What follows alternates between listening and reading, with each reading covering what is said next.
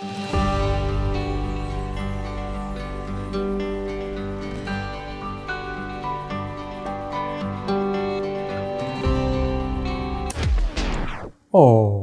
look at this couple. They're so happy because they just bought a property in Portugal. But for you to achieve this level of happiness, there's a few things you need to know. So here, 9 things you need to know before buying a property in Portugal. Number 1, the reason. Is it your second home? Is it your main home? Is it an investment? Or is it a bit of both? A lot of people buying property in Portugal these days because of the life quality. The food, the culture, everything here is very, very nice. Some people tend to buy properties just an investment to get, from 4 to 8 to 10% per year on their return through rentals, holiday rentals or long-term rentals. Everything is going quite well right now. Or maybe it's a bit of both. Imagine you can buy a property in Portugal, it's an apartment or a villa, and you live in it for like 2-3 months out of the year, and the rest is rented out. So you buy something that pays for itself, plus you have like 2 or 3 months of amazing holidays in Algarve. Let's go to number 2, surroundings, budget, and property itself. So as a real estate agent, I got asked a lot, where would be the best place to buy? Would it be amazing weather and beaches of the Algarve? Would it be architecture and culture of Lisbon? Would it be the legacy of Porto? Each zone is very different and it's very unique to itself. So what I want you to do is to sit down, analyze, and just see yourself, where would you be living in Portugal? Okay, let's imagine you decided on where. Now we need to think of what to buy in Portugal. Property type. Would it be an apartment? Would it be a villa? Would it be a plot of land with the possibility of construction?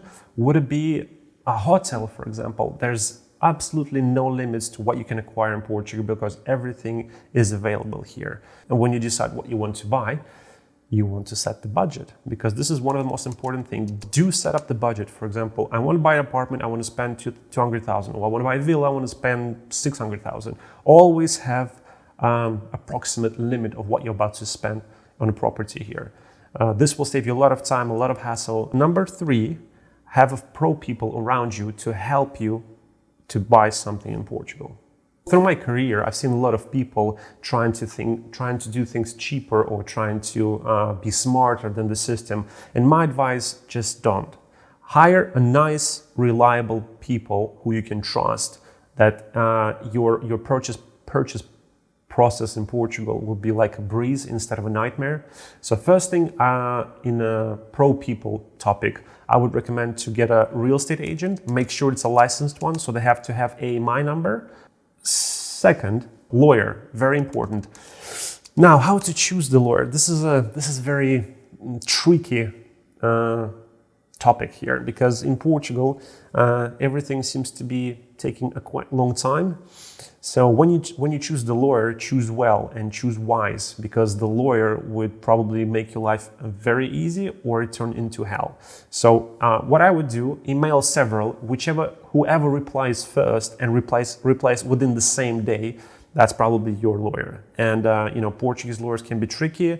But as long as you know what you're doing, as long as you know your rights, as long as you know what it's all about, it shouldn't be a problem. So this takes us to number 4, mortgage or cash or both. A lot of banks these days offer a very nice financial solution for your purchasing of property in Portugal. If you buy cash, it's always good, or you can do a bit of both as well. Normally, Portuguese banks will finance you up to 80%, where you have to, put a down payment of 20% of your own funds. Bank spread is really small these days. It's about 1% or 1.5%. So virtually, if you have investment somewhere else, instead of taking the money from the investment, you just buy with the bank while it's cheap, and then eventually, you pay off, or you do rentals, it pays off. So you have to decide what you want to do. If you want to do credit, if you want to do cash, or if you do like 50-50, because it's very important. My advice to always hire some sort of financial advisor. Normally lawyers work closely with somebody like that, and they will tell you what to do, what your options, what you should do, what you shouldn't do. 5, viewing and considerations. So my advice as a real estate agent, I always advise my clients to spend some time online to research the area, to research the typology of the property, research everything about the area that you want to live in.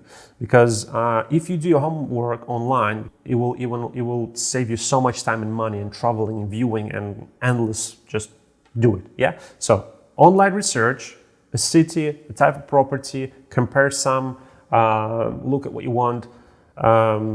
Visualize yourself inside the property. There's a lot of real estate people that are doing video walkthrough. And they're quite good. I mean, they're quite far away from Hollywood presentation, but still, I mean, you can visualize the property. So do it. Online research, very important. Visit the place. For example, you choose 2 cities that you like, or you can potentially consider as your main residence, or somewhere where you buy property. So just drive there alone, without agents, without anybody. Just drive there alone, go to the local coffee shop, go to the restaurant, just go to the beach, go to the forest, whatever makes you understand the place, feel it. Because when you actually travel there and see it for yourself, it will be a lot easier to decide afterwards if you want to live there or not. It's time to get some viewings going. So you have 3 options here. You go by yourself, you go with the agent, or you go with the developer. And there's pros and cons in every aspect. So if you do it by yourself, there's always a chance you can get, I wouldn't say scammed, but you probably will be short-sighted in terms of what's the benefit of one location versus the other if it's a touristic place. If, basically you wouldn't know information that surrounds this property. You wouldn't know where it is and what it's all about. If you go directly with the builder, then it will be a hard sell, because every builder is really proud of their property. They will probably upsell you so much you wouldn't believe it. So, but then again, if you know the area and if you know exactly what you want, and there's a brand new construction there, and there's you can get in touch with the builder somehow, do it, try it yourself. And then the good of both worlds would be the real estate agent. Real estate agents in Portugal are paid by the owners. They will never charge you as a buyer anything here. So it's never a loss to try a real estate agent. However, some of them might be a hard sell as well. So choose your real estate agent very well, make sure you trust him, and see if you have the same trust in return, because he will save you a lot of money, a lot of hassle. There is a lot of help going on in purchase, in post-sale process. And it's a whole package. So real estate agents in Portugal are quite good these days. I know before it was maybe a bit less good or more good, I don't know. But that nowadays there's a lot of competition. So real estate agents try to, keep their clients very, very happy. So 3 things, as I mentioned before: go by yourself, and then you have less structure and less visibility on your process. Go with the builder, hard upsell, a lot of information again about their property, but not what surrounds it. So they probably will obscure the minuses and bad things about the property, and they will give you the good stuff. And then a 3rd thing, you can go with the agent, and then you get the best of both worlds. So it's up to you. Give it a go. Number 6, making an offer. It's a very tricky process, and I see a lot of people handling it differently. As a real estate agent, I always motivate my buyers to make an offer. If it's a lower offer or if it's whatever they think is right. But it's never harmful to start with a lower offer to see if you can make a deal. It's nothing wrong with it. It's a free market. There's no rules. So if you make a deal, you make a deal. What I need you to know here is that the asking price of the property is never the sale price. In rare occasions, when maybe it's the last apartment in a brand new construction, when the builder would not let it go with even like minimal discount. But it's very rare. Most of the time, properties that's sold in Portugal have some wiggle in price. So my advice: make a lower offer and then see what it gets you. On the other hand, when you're making a lower offer, don't overdo it. You don't want to piss off the owner, because you want to be in the good side with the owner. You want to be, you want to build some sort of trust with the owner, because in the end of the day, he decides if he wants to sell it to you. So don't overdo it. For example, I've seen a lot of people back in 2014 and 15 when they coming up here and they're just like, there's a 600,000 euros property and they offer 400,000. These times have finished. They will never come back again in the market. People have learned. People lost a lot of money, accepting these offers. So I would advise against it. If you look at the offers here in Portugal, if you look at the sales here in Portugal, normal discount rate or price reduction rates about between 5 and 10%, depend on the condition of the sale. So make a lower offer, don't overdo it, be friendly with the owner through your real estate agent, and make sure everything is quite honest. Again, when you make an offer, make sure that your reason for discount resonates with the owner, because a lot of time people saying, oh, I want to break the wall and I want to build something here. Owner don't care. They don't want to build anything. They just sell their property. So your dreams and your alterations of the property is your own problem, and it will not affect the point of view of the owner on the discount price. So make sure you have a good reason for a discount.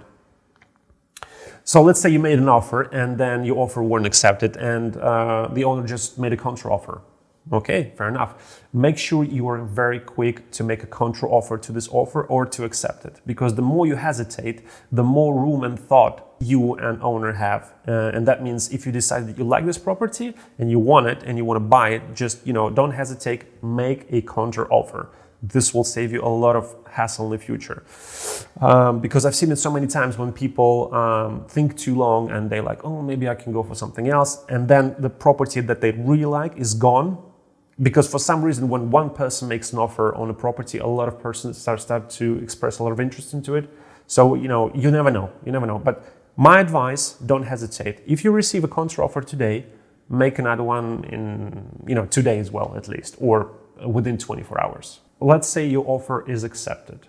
What's next? So it takes us to number 7, property survey. Right, here in Portugal, it's quite tricky because a lot of properties that are new, they come with a 5-year warranty, and it's pointless to make a survey here, because if something is wrong, you just call the builder and you say, dude, my wall just fell off, or my pipe just burst, or I don't know, it just burned down. Can you please come and fix it? And they have to by law.